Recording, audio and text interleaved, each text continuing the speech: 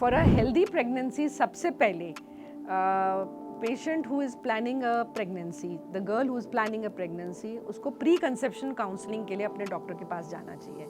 ये हम देखते हैं कि आजकल थोड़ा थोड़ा शुरू हो गया है, बट बहुत कम। Most of the time girl is already pregnant, तब वो गायनेकोलॉजिस्ट के पास आती है। सबसे पहले she should come when she is planning a pregnancy.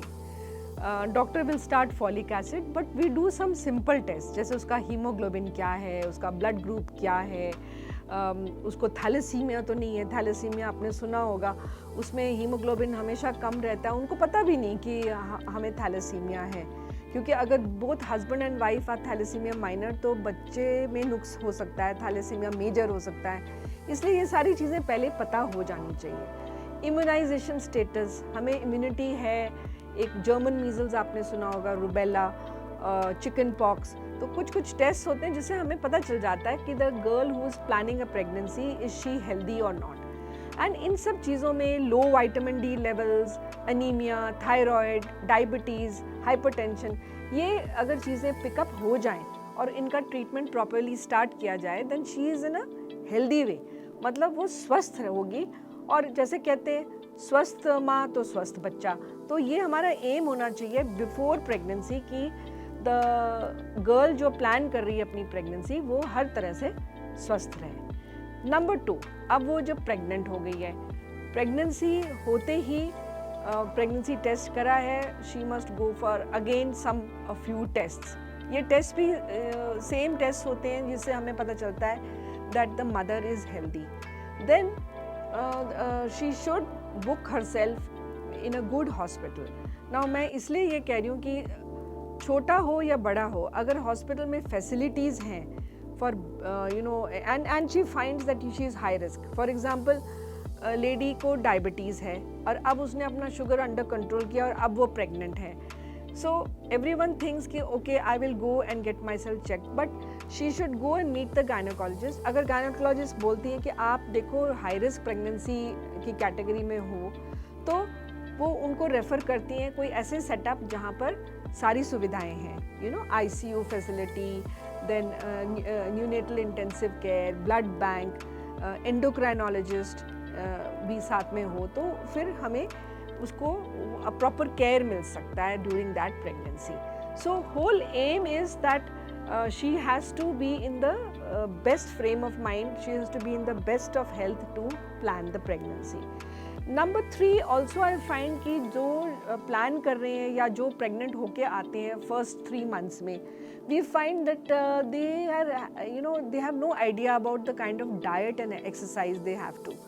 So somehow the thinking is probably Indian mentality है कि आपको खाना खाना है 2 लोगों के लिए, ऐसा नहीं है। You have to eat sensibly for 2. So diet के ऊपर बहुत ज़्यादा जोर हमें देना पड़ता है, एंड बहुत सेंसिबल डाइट प्लान्स हैं जो हम देते हैं, ताकि over feeding is also not encourage. What हम देख रहे हैं कि लोग इतना, मतलब all kind of wrong kind of dietary foods they are eating.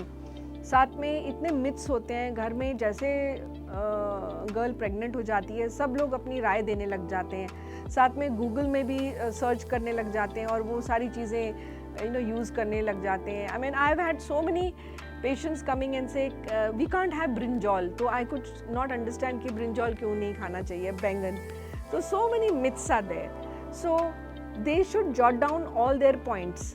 सब चीज़ लिख के अपने गायनेकोलॉजिस्ट के पास जब जाते हैं तो वो फैक्चुअल इन्फॉर्मेशन है वो लेनी चाहिए कि हम ये कर सकते हैं, हम क्या ये नहीं कर सकते हैं, कितनी एक्सरसाइज करना है, वो सब पेशेंट टू पेशेंट डिपेंड करता है। If I have a lady जिसका BMI ज़्यादा है, her weight is a lot more, मैं उसको वार्न करूँगी कि देखो ज़्यादा वेट गेन नहीं होना चाहिए प्रेगनेंसी में, और क्योंकि फिर आप 24-26 वीक्स के आसपास, 6th मंथ के आसपास आपको शुगर हो जाएगी, क्योंकि all of us have got family history of sugar. तो ये जो उभर के आती है प्रेगनेंसी में, इसको हम जेस्टेशनल डायबिटीज़ बोलते हैं। तो जैसे पेशेंट आता है और हम ये सारी चीज़ें देखते हैं, तो we give them certain points to go bye.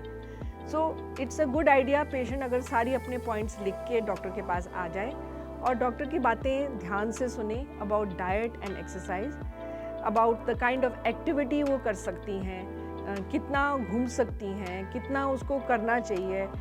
मतलब हमें समझ लेना चाहिए कि वो बीमार नहीं है, एक तरह से कोई बीमार नहीं है कि बिस्तरे पर लेट जाना है। On the other hand certain precautions are there जो उसको लेने हैं, तो वो समझने हैं। That is person to person, case to case, it may be different.